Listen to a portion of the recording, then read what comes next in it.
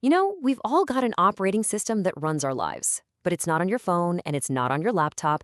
It's right between your ears. And just like any piece of software, it's full of hidden glitches, bugs that can cause some pretty major problems. So today, we're going to learn how to debug that system using the timeless wisdom of the legendary investor, Charlie Munger. And Munger just gets right to the heart of the problem with this quote. He said, "The reality is too painful to bear, so you just distort it until it's bearable. And it's a common psychological misjudgment that causes terrible problems." Now listen, he's not talking about some other people somewhere else. He's talking about you, and he's talking about me. Our default setting is often to just deny reality. And if you want a perfect, if kind of horrifying example of how dangerous that can be, Munger used to tell this story about a highly skilled surgeon. This doctor removed, and I'm quoting here, bushel baskets full of normal gallbladders. Now, was he a bad guy? A fraud? No. He genuinely believed that gallbladders were the source of all medical evil. A brilliant, brilliant mind completely derailed by a hidden mental glitch. That's what we're up against.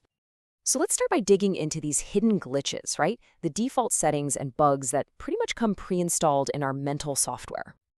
So what was Munger's master strategy for debugging our thinking? Well, it's a simple but really profound idea called inversion. Instead of asking, "How can I be successful?" you flip the question completely. You ask, "What could I do that would absolutely guarantee I fail?" It's all about thinking backward to see the traps you need to sidestep. And what's so cool about this slide is the contrast it shows. See, seeking brilliance, that's an additive process. You're always trying to add new genius ideas, but that actually has a much higher chance of causing unintended problems. On the other hand, avoiding stupidity is subtractive. You're just removing the obvious boneheaded errors. It might not sound as glamorous, but Munger knew it's way more effective at keeping you out of trouble. Okay, so now that we have our master strategy, inversion, let's go debugging. It's time to start unmasking some of the most common mental errors, the specific bugs that are lurking in all of our code. So the first bug Munger was always talking about is Pavlovian association. Yeah, I know, we all learned about Pavlov's dog back in high school, but we rarely think about how it applies to us. We subconsciously link things together all the time, and we often mistake something that happened in the past for a certainty about the future. And because it happens under the radar, it is incredibly sneaky. Munger's favorite example makes this crystal clear. He said, "Practically 3/4 of advertising works on pure Pavlov. Take Coca-Cola. They want to be associated with every wonderful image, and the association really works. Right? You see a Coke ad with the Olympics, or you hear happy, upbeat music, and your brain just subconsciously forges a link between the drink and those good feelings. It's pure, simple, and unbelievably powerful manipulation." Okay, the next bug Munger identified has this fantastic name, Persian messenger syndrome. It's our tendency to attack the person who brings us bad news. You know, the ancient Persians literally killed the messenger. We just do it metaphorically. But the danger is that it isolates us. It creates this cozy but really dangerous cocoon of unreality, especially for people in positions of power. And believe me, this isn't just a theory. Munger pointed to the real-life case of Bill Paley, the guy who ran CBS. In his later years, everybody around him knew you just did not bring Bill Paley bad news. So what was the result? Paley got completely cut off from reality and, in Munger's words, made some dumb decisions in the last 20 years. The consequences are very, very real. All right, we've identified some of the bugs. Now it's time for an upgrade. Let's talk about installing a mental toolkit, a few powerful apps for better thinking. The absolute core of Munger's toolkit is this concept of mental models. So what are they? Well, a mental model is just a simple explanation of how something works. Think of them like maps.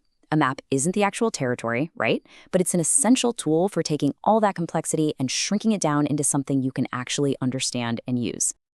But Munger's big idea wasn't just to have one model. No, he talked about building a lattice work of them, pulling insights from all sorts of different fields, psychology, physics, biology. Why? To avoid the classic man with a hammer problem, where, to a man with only a hammer, every problem looks like a nail.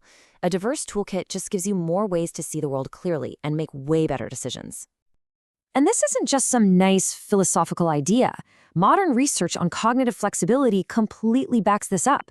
Studies have actually shown that using multiple mental models can slash your decision-making errors by as much as 45%. That is a huge, tangible improvement. So let's install 2 of these apps right now. First, learn to distinguish between Type 1 and Type 2 decisions. Type 1 are like one-way doors. They're irreversible. You need to think very carefully about those. Type 2 are two-way doors. You can go back, decide quickly, and just move on. Second, practice second-order thinking. Don't just think about the immediate effect of a decision. Always ask that crucial next question. And then what? But here's the thing, having the best apps on your phone is useless if your operating system is constantly glitching out in the background. And that brings us to our next section, rewiring your brain, and how to make these new habits actually stick. Now, you don't need to read all the text on this slide, but this source beautifully captures the core challenge. It calls our mind's natural tendency to wander the roving mind, a state where we're constantly living in the elsewhere and elsewhen. We're anywhere but here now.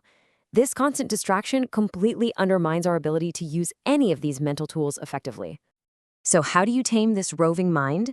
The answer is an ancient but incredibly powerful technique, mindfulness. As this quote puts it so well, the art of mindfulness is about paying attention to this moment, not the one that is gone and not the moment that will arrive, but this one right now. It's about pulling your focus back to the present. And how you actually do it is surprisingly simple. You just watch your breath. Sounds easy, right? But you'll quickly notice your mind has wandered off. And that moment, the moment you notice that you strayed, that awareness is the whole point. That's the first step to getting some control over your mind's chaotic background processes and bringing it back to what you're trying to do. So what happens when we put all of this together? This is where the real magic happens, in what Munger called the Lollapalooza effect, which is when small changes start to create massive results. The key insight here is that these ideas don't just add up, they multiply. Munger came up with this amazing term, the Lollapalooza effect, for when you get several of these psychological forces all pushing in the same direction at once. The result isn't just a little bit bigger. It's a huge, non-linear outcome. I mean, just think about it. When you combine the habit of inverting a problem with a few key mental models from different fields, and you have the mindfulness to actually catch your own biases in real time, you're not just making a slightly better decision. You are creating this powerful synergy that fundamentally upgrades your entire decision-making operating system. Ultimately, upgrading your mind isn't a one-time event. It's a continuous process of debugging and improving your own code. So, I'll leave you with this question to think about.